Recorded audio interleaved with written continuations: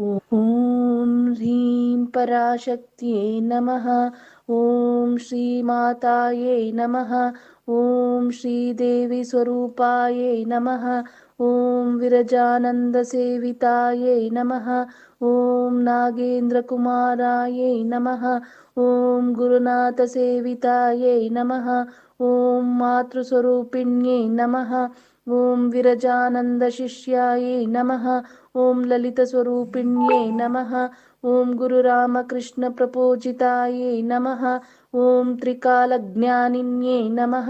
ॐ शक्तिस्वरूपायै नमः। ॐ भक्तपोषितायै नमः। ॐ शक्तिप्रयोगस्वरूपायै नमः।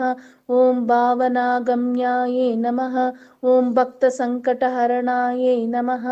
ॐ शिवात्मिकायै नमः। ॐ प्रेम्यस्वरूपिण्यै नमः।